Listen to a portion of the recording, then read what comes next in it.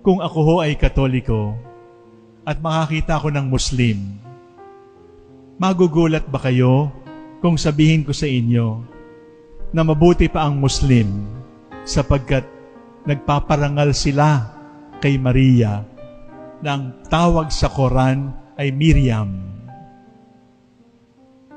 Mabuti pa ang Muslim sa pagbasa nila ng Quran, nakikita nila sa Quran kung gaano kalaki ang kadakilaan ni Miriam, ni Maria. Una, nakalagay po sa Quran na si Maria ay nanganak ng birhen, sapagkat siya mismo ang nagsabi, "How can I have a son when I do not have a man?" Hindi po ito galing sa Biblia. Ito po ay galing sa Quran. Ibig sabihin, sa pahina ng Quran ay makikita na ang mahal na birhen ay birhen para sa mga Muslim. Nandoon sa kanilang paniniwala na ang nanay ni Jesus ay birhen.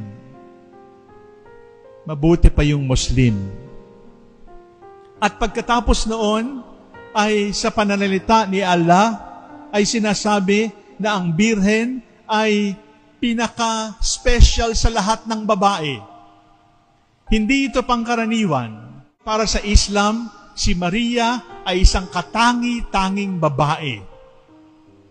Katangi-tanging babae kung papaanong sa Biblia ng Kristiyano ay sinasabing, "From all generations, I will be blessed.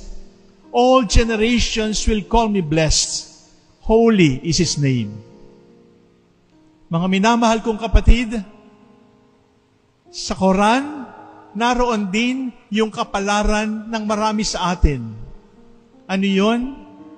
Si Miriam, si Maria sa Quran ay napagbintangan ding taksil. Napagbintangang taksil sa kanyang asawang kasintahang si Jose. Pinagbintangan at halos ay ipapatay. Alam natin ito sa ating kasaysayan bilang Katoliko, pero alam din ng mga Muslim na ang mapagbintangan ay alam ng mahal na birhen. Birhen, tanggap nila. Pinagpala sa babae, pinagpala ni Allah. At higit sa lahat, yung pagpapakasakit na dinaranas ng mga tao na napagbibintangan, na sinisira ng fake news, ay naranasan din ng mahal na birhen. At hindi po lamang yon, mga minamahal kong kapatid, sapagkat kapag pinag-usapan yung chastity, yung piety, yung holiness, isinasama si Miriam, isinasama si Maria sa listahan ng mga dapat na tularan kung gusto mong maging malinis ang puso at kung gusto mong maging banal. At isang buong chapter ng Quran ay tungkol kay Miriam. Mabuti pa sila, sapagkat sa Biblia nating pinanghahawakan ay walang chapter para kay mahal na birhen. Subalit sa Quran, isang buong chapter tungkol kay Miriam. Ganon siya kahalaga. Para sa ating mga Kristiyano, mahalaga lang si Maria, kaugnay ni Jesus.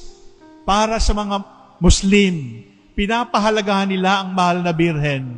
Birhen, katangi-tangi sa lahat ng babae, isang buong chapter para sa kanya.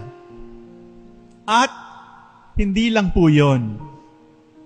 Kay Miriam sa Quran ay sinasabi rin na siya ay kasangkapan ng Diyos, kasangkapan ni Allah para gumawa ng maraming himala. At ano pong nakalagay sa Quran? Sabi ng Quran, sa pamamagitan ni Maria, yung mga punong kahoy na namumunga lamang kapag tag-araw, ay namumunga kahit tag-ulan. At yung mga bunga at halaman na namumunga lamang kapag tag-ulan, ay namumunga rin kapag tag-araw. Flower-bearing, fruit-bearing plants and trees that bloom only in winter, bloom in summer because of Miriam. Fruits and flowers that bear only fruits and flowers in summer, bear fruits and flowers in winter because of Miriam. At sa pagdalaw daw niya sa bahay ni Zacarias, ay sunod-sunod na himala ang dinala niya sa bahay ng kanyang pinsan. Muslim, Quran, mahalaga si Maria, mahalaga si Miriam. Kristiyano, tinatadyakan, magkakilala na nga tayo. Magkasukatan na nga tayo. Mga taong daladala ang pangalan ni Kristo sapagkat sila ay Kristiyano, sinisira, nilalapastangan yung nanay ng kanilang Panginoon.